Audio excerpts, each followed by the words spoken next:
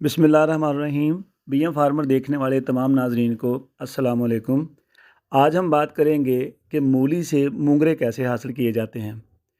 आप वैसे तो मूंगरे दुकान से ख़रीद के घर में पकाते होंगे, लेकिन जो मूंगरे मूली से हासिल किए जाते हैं उनकी लज्जत और ग़िज़ाइयत अपनी मिसाल आप होती है, और उनका टेस्ट जो है वो आम जो हम दुकान से मूंगरे ख़रीदते हैं उनसे बहुत ही ज़्यादा बेहतर होता है, बहुत मज़ेदार होता है।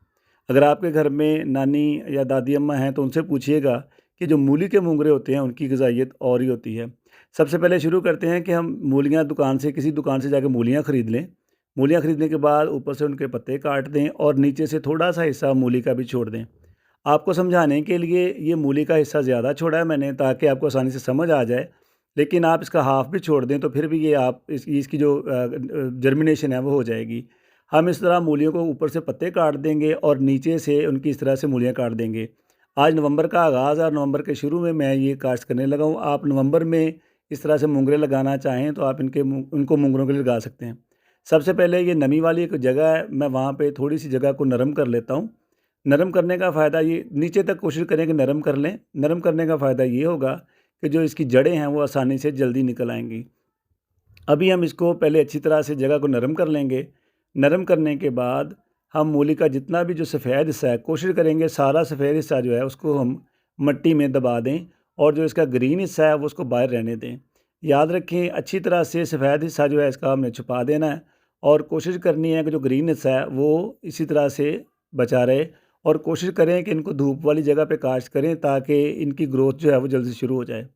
इसी तरह ये एक और मैं जो एक पीस है वो भी लगाने जा रहा हूँ।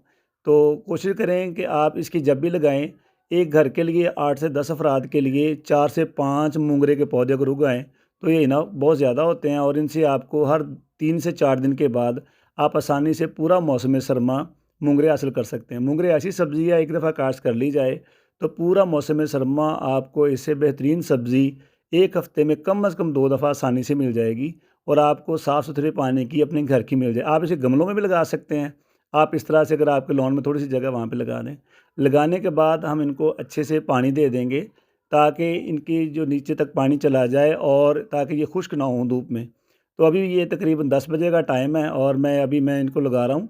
याद रखिए, नवंबर के आगाज़ में लगा रहा हूँ या नवंबर के मिड में, नवंबर के आखिर तक भी आप इनको लगा सकते हैं, और इंशाल्लाह जब ये उगेंगी इनकी लज़्ज़त और ग़िज़ाइयत अपनी मिसाल आप होती है, और इंशाल्लाह इसको एक दफ़ा लगाने के बाद आप हर साल लगाया करेंगे।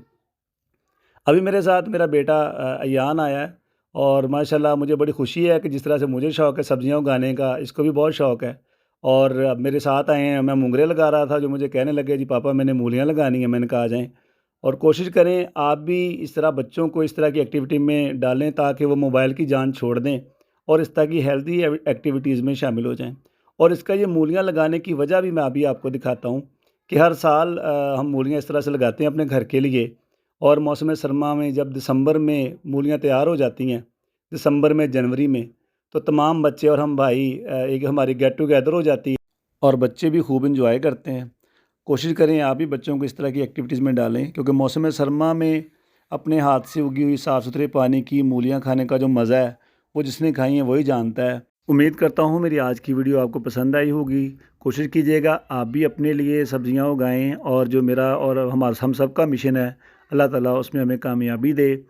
जिन लोगों ने मेरा चैनल सब्सक्राइब नहीं किया, प्लीज़ मेरे चैनल को सब्सक्राइब कीजिएगा, लाइक कीजिएगा, दोस्तों के साथ शेयर कीजिएगा। आप सबका बहुत बहुत शुक्रिया। अस्सलाम वालेकुम। अल्लाह हाफ़िज़।